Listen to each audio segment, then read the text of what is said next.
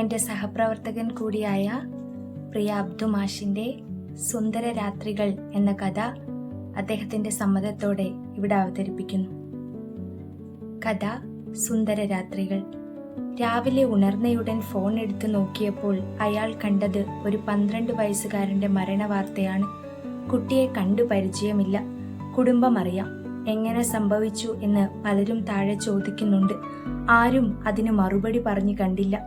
അയാൾ ആകെ അസ്വസ്ഥനായി. കാരണം അറിയാതിരിക്കുമ്പോൾ വേദനയുടെ കൂടെ ഒരു പുകച്ചിലാണ്.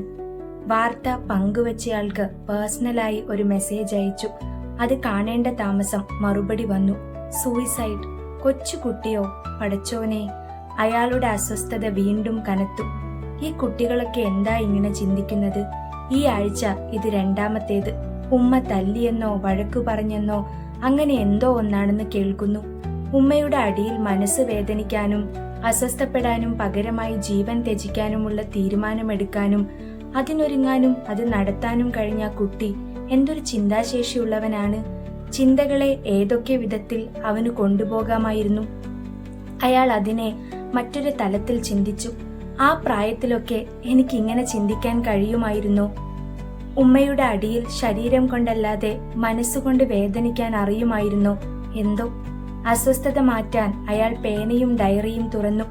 കിച്ചൺ എന്ന് പറയുന്നതിലും നല്ലത് അടുക്കള എന്ന് പറയുന്നതാവും. പണ്ട് അടുക്കളക്കാലത്ത് നടന്ന കഥയാണ്.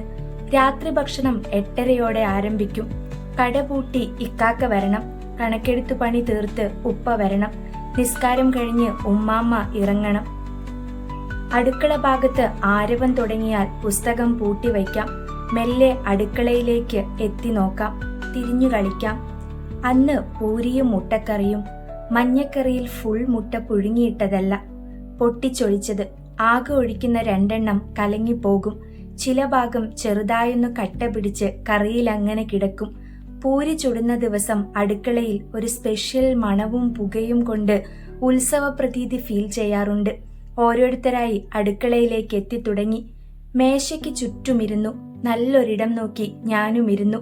ചൂടുള്ള 2 പൂരിയും അതിന്മേൽ കറിയും ഒഴിച്ചു. ഒരു മുട്ട കഷ്ണത്തിനായി കറിയിൽ തപ്പി നോക്കി. ഭാഗ്യം, നല്ലൊരു കഷ്ണം കിട്ടി. അതൊഴിക്കാൻ തുടങ്ങവേ ഉമ്മ തവി വാങ്ങിയെടുത്ത് കഷ്ണമടക്കം ഉപ്പയുടെ പ്ലേറ്റിലേക്ക് ഒഴിച്ചു കൊടുത്തു. കൺമുന്നിൽ വച്ച് അത് നഷ്ടമായത് സഹിക്കാനായില്ല. ദേഷ്യത്തിൽ പ്ലേറ്റ് ഞാനൊന്ന് തള്ളി മാറ്റി. കഷ്ടപ്പെട്ടുണ്ടാക്കിയ ഭക്ഷണത്തോടാണ് ഞാൻ അനാദരവ് കാണിച്ചിരിക്കുന്നത്. സഹിച്ചു കാണില്ല. അത്യാവശ്യം വേദനിക്കുന്ന വിധത്തിൽ ഒരു തല്ല് കിട്ടി. എഴുന്നേറ്റു പോകാൻ മാത്രം കടുപ്പത്തിലുള്ള ദേഷ്യം പെട്ടെന്ന് എവിടുന്ന് വന്നു എന്നറിയില്ല. ആരും തിരിച്ചു വിളിച്ചില്ല. ഉമ്മ എന്തോ ഒന്ന് പറയുന്നുണ്ട്. കണ്ണു നിറഞ്ഞതുപോലെ. ചെവിയും അടഞ്ഞോ ആവോ, പറഞ്ഞതൊന്നും മനസ്സിലായില്ല. ഞാൻ ധൃതിയിൽ നടന്നുപോയി. സമയം 10 മണിയും കഴിഞ്ഞു നീങ്ങി. അടുക്കളയിൽ തീയണഞ്ഞു. പാത്രങ്ങൾ കുളിച്ചൊരുങ്ങി തട്ടിൽ കയറി. ആരവങ്ങൾ അടങ്ങി. ലൈറ്റുകൾ ഓരോന്നായി അണഞ്ഞു. വീട് ഉറങ്ങാൻ തയ്യാറെടുത്തു. എന്നെപ്പറ്റി ചർച്ച തുടങ്ങുന്നത് ഞാൻ കാത്തിരിക്കുകയാണ്. നേരം കുറച്ചുകൂടി നീങ്ങിയപ്പോൾ ഞാനതറിഞ്ഞു. ആദ്യം മെല്ലെ തുടങ്ങി അതങ്ങ് സീരിയസ് ആവുന്നത് ഞാൻ അറിയുന്നുണ്ടായിരുന്നു. അപ്പു എവിടെ? എവിടെയും കാണാനില്ലല്ലോ. ഉമ്മയുടെ കണ്ണുകൾ നിറഞ്ഞതും ഹൃദയം പിടച്ചതും വാക്കുകളിൽ അറിയാം. ഈ രാത്രിയിൽ എവിടെ പോവാനെന്ന മട്ടിൽ എല്ലാവരും റൂമുകളിലും മുറ്റത്തും ഒരു ലാഘവത്തോടെ വിളിച്ചു നടന്നു. ലൈറ്റുകൾ വീണ്ടും തെളിയുന്നതും പതിയെ വിഷയം ഗൗരവത്തിലാകുന്നതും ഉമ്മയുടെ കട്ടിലിനടിയിലിരുന്ന് ഞാൻ അനുഭവിക്കാൻ തുടങ്ങി.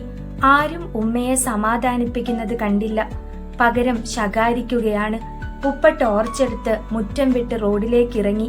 വല്യമ്മ ഉച്ചത്തിൽ പടച്ചോനെ വിളിച്ചു പ്രാർത്ഥിച്ചു. ഉള്ളിലെ ശൈത്താൻ കുട്ടി തോന്നിച്ചു തന്ന ബുദ്ധിയെ ഇപ്പോൾ ഞാൻ തന്നെ ശപിച്ചു തുടങ്ങിയിട്ടുണ്ട്. നിസ്സഹായിയായ ഉമ്മയുടെ കാലുകൾ ഇപ്പോൾ എൻ്റെ തൊട്ടരികെ കാണാം. ഞാൻ കണ്ട കാലം മുതൽ ഓടിത്തളർന്ന കാലുകൾ. എൻ്റെ കൺമുന്നിലായി ഒരിറ്റു തെളിനീർ വന്നു വീണു. കണ്ണിൽ നിന്നായിരിക്കണം. രംഗം എങ്ങനെ അവസാനിപ്പിക്കണം എന്നറിയാതെ ഞാൻ കുഴഞ്ഞു. കാലു പിടിച്ച് മാപ്പു പറഞ്ഞാലോ? വേണ്ട. പിന്നെയും ഉള്ളിൽ നിന്ന് ആരുടെയോ തീരുമാനത്തിന്റെ പുറത്ത് കട്ടിലിനടിയിൽ നിന്നും നിരങ്ങി വന്ന് ഉമ്മയുടെ മുന്നിൽ വളഞ്ഞു നിന്നു. പൊന്നു മോനെ എന്നും വിളിച്ച് കെട്ടിപ്പിടിക്കാൻ ഞാൻ കാത്തിരുന്നു. എന്നെ കണ്ടതും ഉമ്മയുടെ കണ്ണിലെ തെളിനീർ മുഴുവൻ ഒരു തീയായി പടരാനുള്ള ഇന്ധനമായി മാറി. പിന്നെ ദേഷ്യം ആളിപ്പടർന്നു. എന്നെ ഉമ്മയുടെ കയ്യകലത്തിൽ വലിച്ചു നിർത്തി പൊതിരെ തല്ലി. ആരെ പേടിപ്പിക്കാനാടാ നിന്റെ ഈ ബുദ്ധി? ഉറങ്ങാൻ കിടക്കേണ്ട ആ പാവം മനുഷ്യൻ അങ്ങാടിയിൽ തെണ്ടാൻ പോയിട്ടുണ്ട് ഈ രാത്രിയിൽ. പിന്നെയും എന്തൊക്കെയോ പറഞ്ഞ് 2 എണ്ണം കൂടി തന്നു. ഒരുമാതിരി ബുദ്ധിയായി പോയി എന്ന ചിന്തയോടെ കിടക്കാൻ ചെന്നു. അല്ലേലും ഇത്രയേ ഉള്ളൂ കാര്യം. അന്ന് വലിയ ബുദ്ധിയില്ലാത്തതുകൊണ്ട് 2 അടിയിൽ തീർന്ന ഒരു സാധാരണ രാത്രി. കാലം കഴിഞ്ഞും രുചിച്ചു നോക്കാനുള്ള ഒരു മധുരം നൽകിയ സുന്ദര രാത്രി. അവസാന വരിക്കിടയിൽ വളഞ്ഞൊരു വര വീശി അയാൾ ഒരു ചെറു പുഞ്ചിരിയോടെ ഡയറി അടച്ചു. പ്രിയ അബ്ദു സാറിന് എൻ്റെ ഹൃദയം നിറഞ്ഞ നന്ദി അറിയിക്കുന്നു.